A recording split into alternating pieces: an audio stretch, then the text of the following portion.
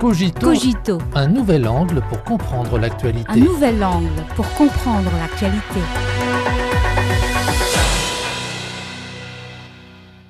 Bienvenue à Cogito.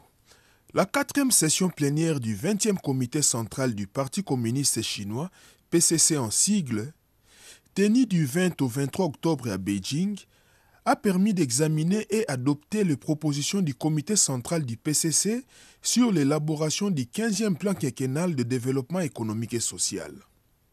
Les assises ont précisé les principes directeurs et les principaux objectifs de développement économique et social sous le 15e plan quinquennal, dessinant les perspectives grandioses pour le développement du pays au cours des 5 prochaines années. En Chine, l'élaboration et la mise en œuvre successive des plans quinquennaux constituent une expérience essentielle du Parti communiste chinois dans la gouvernance de l'État et un avantage politique majeur du socialisme à la chinoise.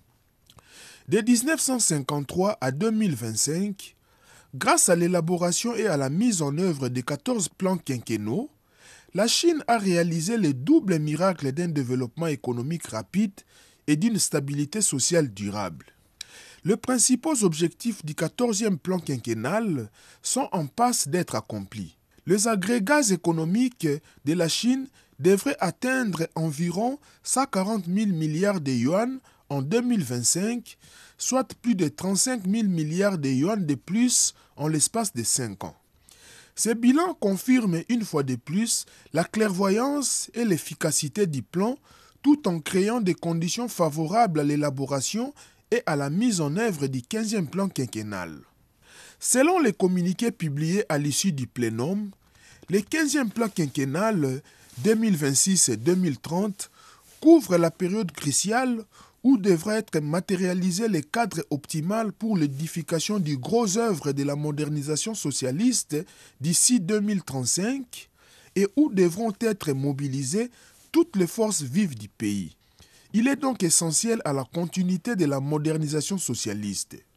La Chine prévoit de réaliser la modernisation socialiste d'ici 2035 grâce à 3 plans quinquennaux consécutifs, le 14e, le 15e et 16e plan quinquennaux. Évidemment, le 15e plan quinquennal jouera un rôle essentiel. Valoriser les acquis du 14e plan quinquennal et bâtir les objectifs à long terme à l'horizon 2035. La réussite de ces 5 années garantira une plus grande initiative historique et assurera la progression régulière et durable de la modernisation à la chinoise. Les miracles du développement durable de la Chine a poussé la communauté internationale à s'interroger sur les sésames de la gouvernance chinoise et à y découvrir de nouvelles opportunités. Cette 4e session plénière du 20e comité central du PCC a fourni une occasion unique à cet égard.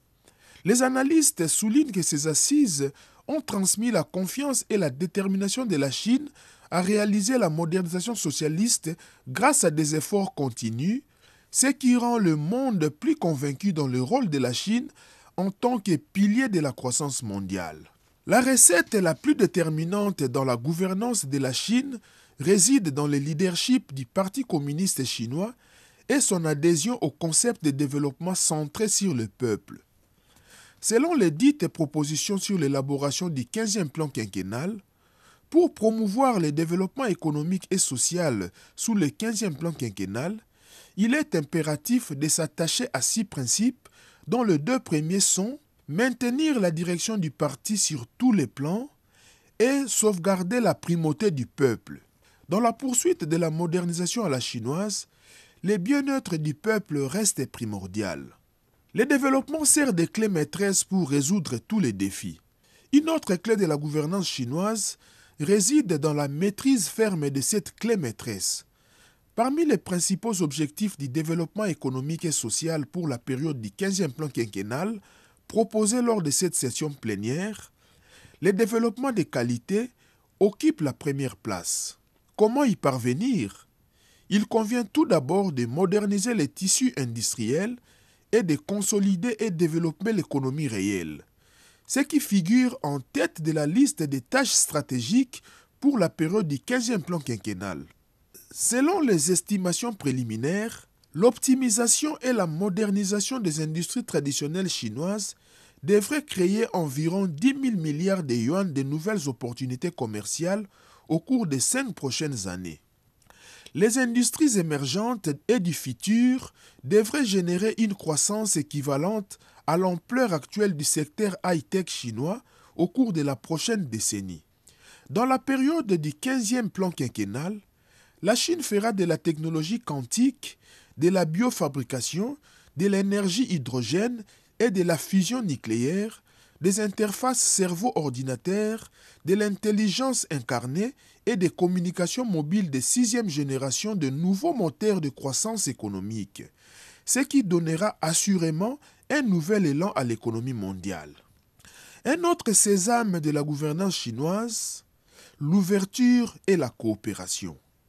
Cette session plénière a pris des dispositions pour l'élargissement de l'ouverture de haut niveau sous le 15e plan quinquennal en mettant l'accent sur la création d'un nouveau paysage de coopération gagnant-gagnant.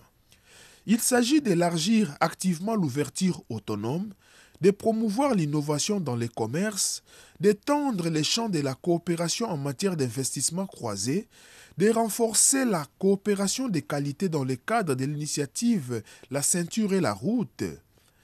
Une Chine plus ouverte offre des perspectives de développement plus stables pour le monde.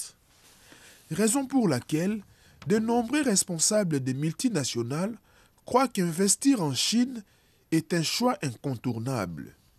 Quelle que soit l'évolution du paysage international, la Chine poursuivra sans relâche la mise en œuvre de son plan directeur jusqu'à son achèvement. Elle tirera parti de la certitude de son développement de haute qualité pour mieux naviguer dans les incertitudes de l'environnement extérieur. Le monde peut s'attendre à ce que la Chine écrive un chapitre encore plus brillant de la modernisation à la chinoise au cours des 5 prochaines années, en poursuivant son propre développement tout en continuant à profiter au monde entier.